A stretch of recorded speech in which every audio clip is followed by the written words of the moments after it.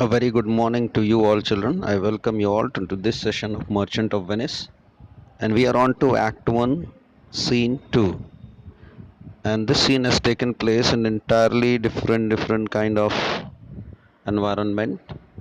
It's an imaginary city which is full of love, full of all the comforts of life, and that is Belmont, a city which was an illusion or a mental creation of William Shakespeare.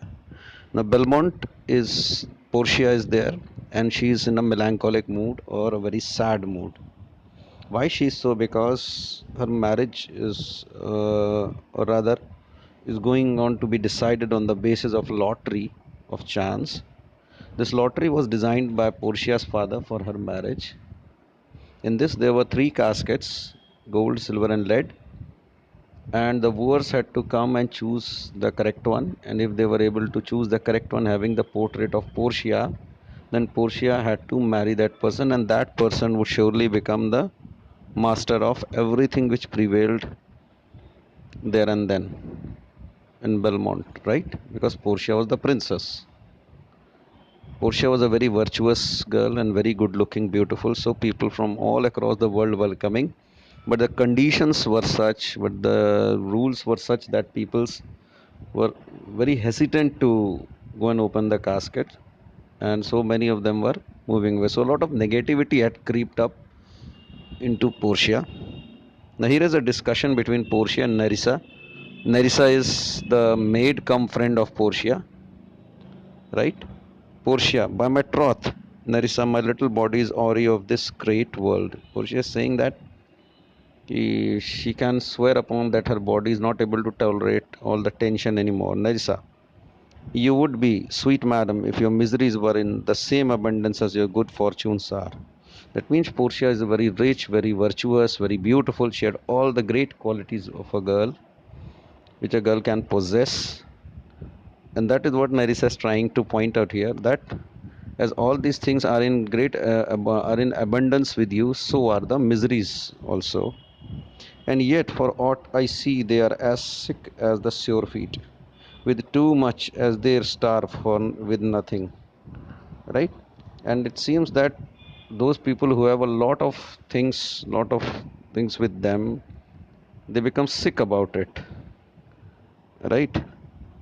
They become sick with it in comparison to those people who have nothing. Is no mean happiness, therefore it's no mean happiness therefore to be seated in the mean superfluity comes soon by white hairs, but competencies live longer. She's saying here that it is not a small thing, Portia, that you are having such a lot of things, and so be comfortable with whatever you are having, right? Now if you'll continue to be like this, then age is certainly come very quickly to you, as it comes quickly to all the others, right? People, many people with just with white hairs regard the people is that the person is old, right? But they don't pay any care to his competency or his qualities, right? A person, howsoever old he may go, but his qualities will always remain.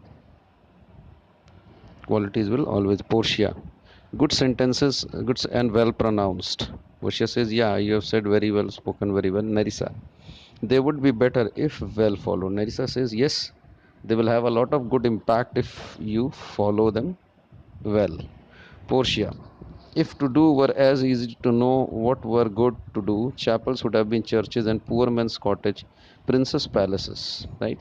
Portia is here trying to say that saying is very easy, but following it or actually performing the job is very difficult, right? And if it was if the two were the same, then each and every small worship place would have become a church or a huge temple just by wishing it, and even the small cottages of poor men would have become a huge palace. It is good divine that follows his own instructions. I can easier teach 20 what were good to be done than be one of the 20 to follow mine own teaching.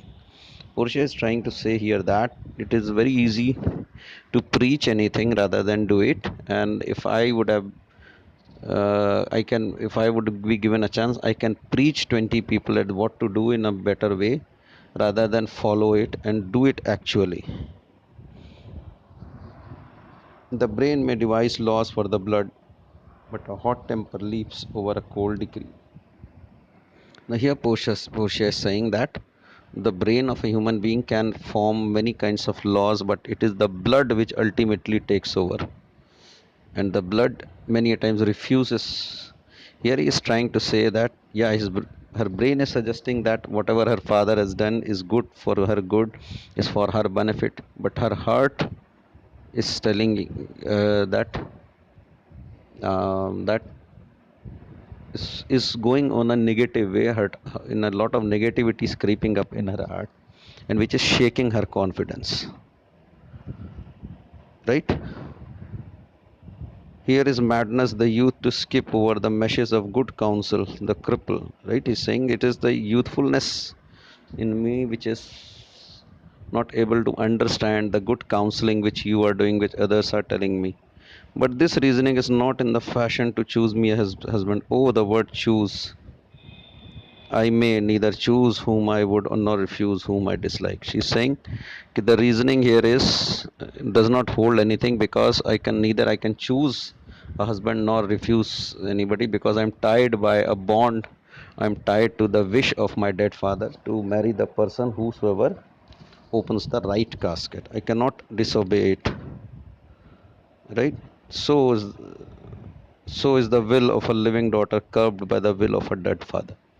Right? So my all my wishes, all my likes and dislikes are crushed by the will, by the bond, by the lottery which my father has devised for my marriage, and I had to follow. It is not hard, Narissa, that I cannot choose one nor refuse one.